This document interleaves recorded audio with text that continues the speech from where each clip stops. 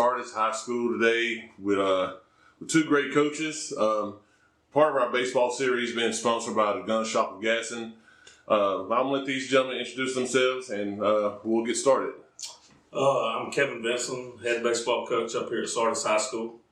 And I'm Jay Boatwright. I'm the JV baseball coach and assistant varsity here at Sardis High School. All right, guys. You guys have had a pretty good start to the season this year. Talk to us about your strong start this season. The competition, that we play, you don't have a chance to really have an off day. You better show up every day ready to play, and if you don't, it's going to expose you. And so doing that, it helps expose some things that we need to work on early to, where when we get to spring break and area play, hopefully those things we're able to have rectified by the time area play starts and playoffs. So I think the tough schedule that we play really plays a real strong part in how we get better as the season goes along. You guys won the county tournament, correct? Yes, sir. All right. Talk to us about that, about how important that was for you guys as a program winning that tournament. Well, it's so important to the kids. A lot of people don't necessarily think the county tournament is that big deal, but we've looked and we've asked around, and we're not sure when the last time was Sardis won it or if they ever have won it. So it was big for the kids. I know, anytime you get to compete against Hopes Bluffs and Southsides, Glencoe's, teams like that inside the county, there's a lot of pride that comes along with it. So for us to be able to come away and say, that we're the county champions, that was a big deal for our kids. Cool. Coach Boatwright, talk to us about, I know you guys beat Southside also in the regular season. I was actually listening to their interview on the way up here. Talk to us about how big that was for the program, getting that huge win over a very good Southside program. I think that just this season alone, we've always been scared of the name on the jersey, and this is my first year being up here, and our head coach went to Southside, how bad that he wants to. We all want to beat them, so I'm glad that we were able to finally get over the hump and get past it. It meant a lot. All right, good deal. Talk to us about your upcoming area schedule. We got Crossville today. We played them on Tuesday. They're a real young team. We was able to take advantage of them on Tuesday. We've been hitting the ball really well. We got Douglas coming up at the week after spring break, and they're similar in a lot of ways to Crossville as far as their youth. I don't know very much about them, just to be honest, but starting next week, I'll start doing a little bit more scouting on them. Okay. And then Boaz, to end the year, that's always, to these kids, there's no bigger rival than Boaz, because, these kids, they grow up together. Yeah. Some of them live right next door to each other, the way the system's set up here. So, these kids, that Boaz series is always huge and means a lot to the kids. And just hope we play well. If we play well, then we think we'll have a shot. All right. Speaking of, like I say, area play, I know is very important for you guys, and having that huge win over Crossville had to be huge. Talk to us about some of the key players that's helped you get started this year. Start with your pitchers. Well, obviously you got Brody Samples, Snead commit. He's been phenomenal every time he's been on the mound. You got Andrew Felter, sophomore lefty. He's been everything we could ask of him. He's thrown strikes and competed very well.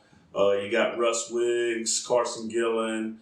We're finally getting Luke Weems back. That's going to be huge. Luke's another guy that, can run it up there, low to mid 80s. And so he's a guy that's going to help us. He's a junior.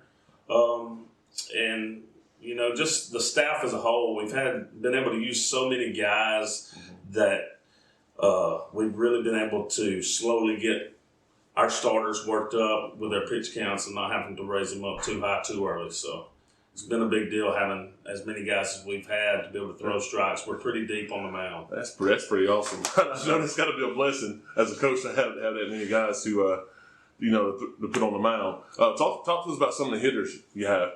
Again, you go back, you got Landon Carroll sets the table up for us in the leadoff spot. Trey Thornton, he's a guy, high 300s, low 400 hitter, hitting in the 2-hole.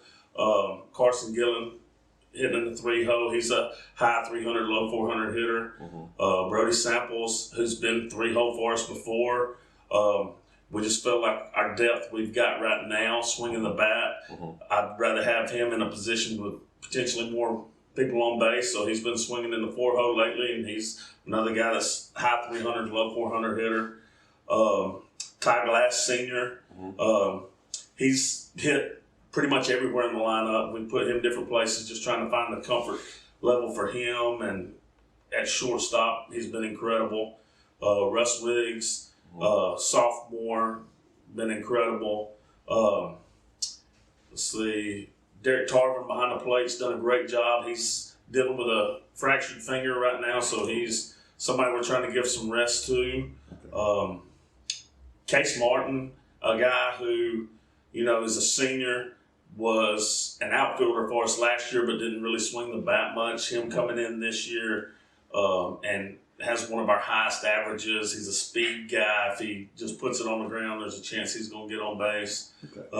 So guys like that. And then you got, obviously, Luke Weems. Am I leaving anybody off? Levi Martin, 8th grader.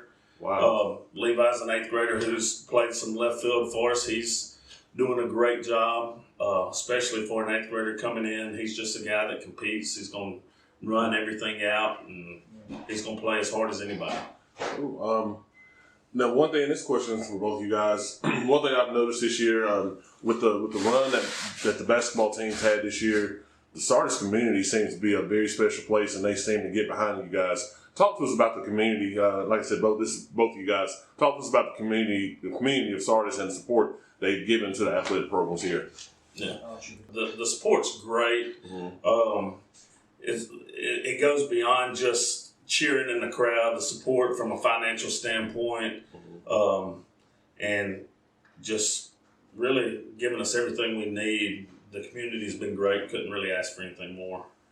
Yeah, I think that the high school here is a big part. It's like, I'm from a small town too, so and the high school was a big part of the community. So it being the school pretty much helps run the community. Without the school, right? The community it's not really there, So I think that it's definitely a special part of the community, being able to come out here every day and be a part of it. I'm from a town in Etowah, County, in Etowah County, and it seems just like Sardis. And it is. when we were in high school, Sardis didn't really win a lot, but now that a few years later, we're starting to pick it up, and our sports teams are doing well, and it's a lot of fun. Yeah. Let's talk about your JV teams, man. Well, what kind of gear you guys having right now? We're pretty young. Hopefully, we can pick it up. We've been through a little bit of a stretch where it's not, been too good for us.